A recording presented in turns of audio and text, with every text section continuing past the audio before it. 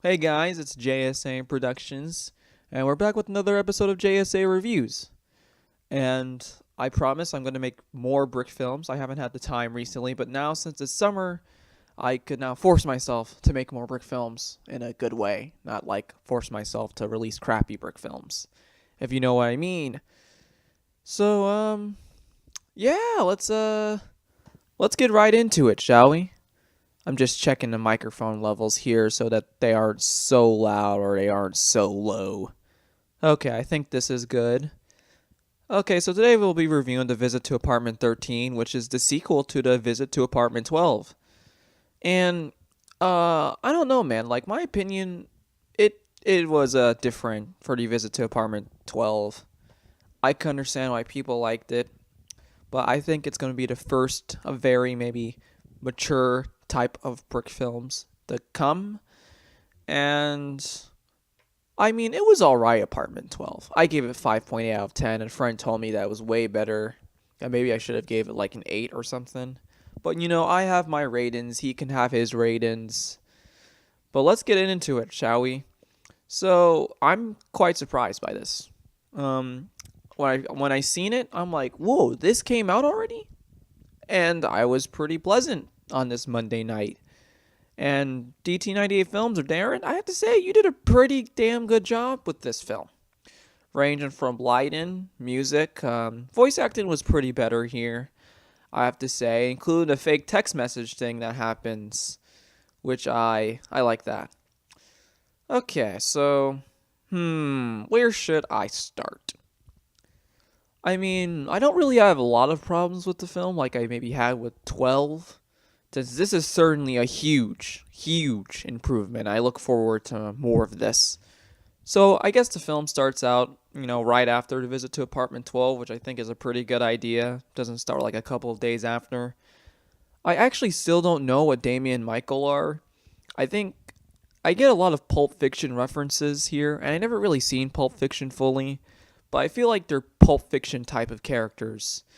And the main characters, John Tarantino and Samuel L. Jackson, I feel like they're those type of characters. They're either detectives, hitman, mercenaries. There's something along the lines. So it starts outside of apartment 12, and Michael still has his fingers cut off, which I like, and there's like a mini, I think that's a piece of toilet paper on his hands of the cut Lego piece.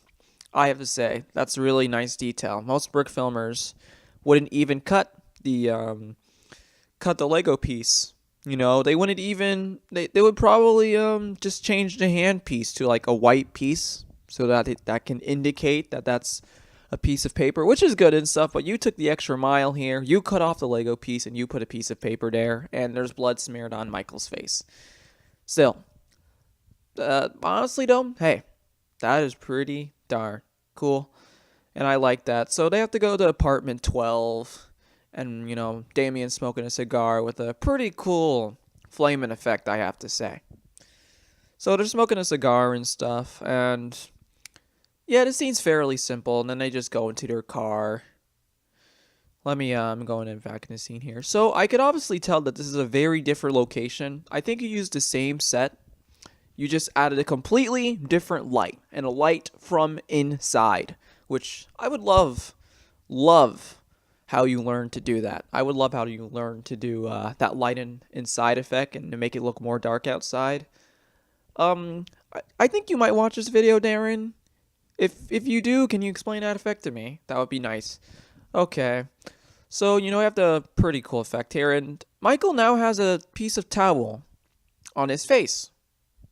See, there's even more continuity. In a good way, too. So I guess they talk about something. Then they open the door, and some redhead chick appears. There's something in the back of her. I don't know what that is. I don't know if it's like a stand or something for the LED light, but it's not the biggest problem. It's honestly just a nitpick at the end of the day. And Michael decides to threaten the woman, and they get inside, which is a very Michael thing to do. Like, I knew that was going to happen. So I think that is good. I could kind of predict what your characters are going to do. So, I could tell that they are fully, well, not fully, but developed characters enough. With Damien, I know he's chill and stuff, and the voice acting is certainly a whole lot better here. I still think for like maybe the certain situation that happens later on into the film, Damien should maybe get a bit more excited or a bit more lively, since it's like a life or death situation. But okay, so they get in, and I think Darren's girlfriend voices this woman. You did a pretty good job too. I just maybe thought the voice quality was a bit down. I don't know. It depends. Um, Not the actual voice acting, but I think the voice quality, the audio file, maybe was a bit low in quality. So, they just talk to her and stuff, and Kenny comes out. And Kenny is this woman's boyfriend, and Kenny is voiced by, I think, Grasso Guy, since that sounds like his voice.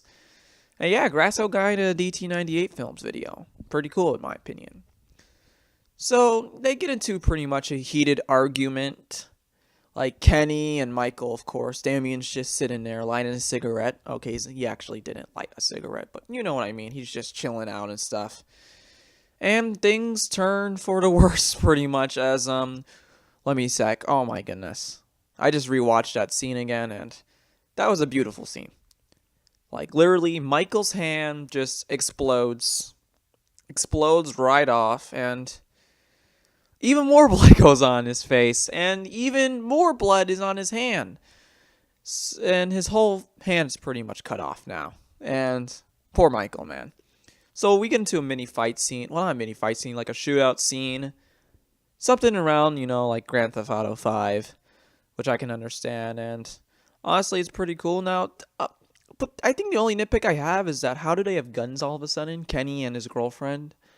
Like, well, I guess that could always be explained. I mean, I don't think Kenny and his girlfriend are going to be appearing unless they're going to be some comedy characters or something like that, or just recurring characters. I don't think they're going to be apparent after this episode.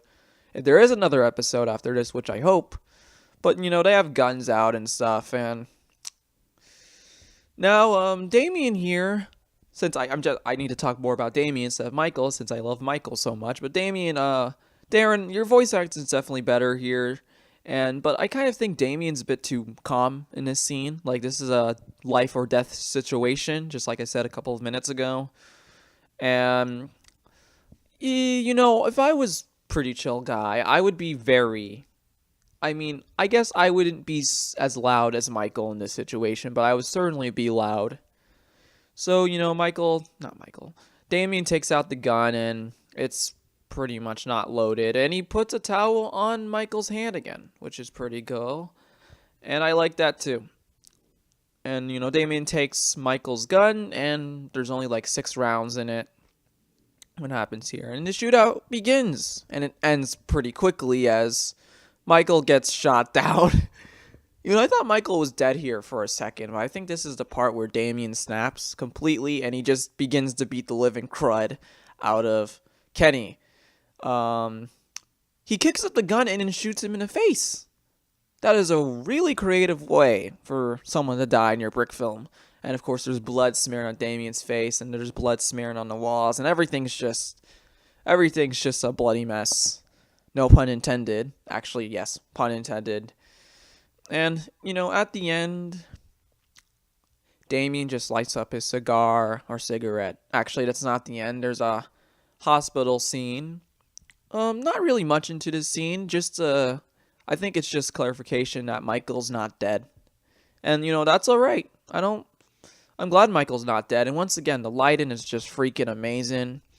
You kind of know now. I look at it now and I realize, now it's, I think the horizon, now it's about to be morning now. The sun is coming up. Since they were in the middle of the night in the beginning of the film, now it's the beginning of the day at the end. And then, of course, the film goes out and the credits start rolling. Written and directed by Darren Taylor. Produced by Paradox Pictures, aka the Lego Bricks, or Mario, or whatever you want to call him. I just call him the Lego Bricks Mario. And yeah, this film really impressed me.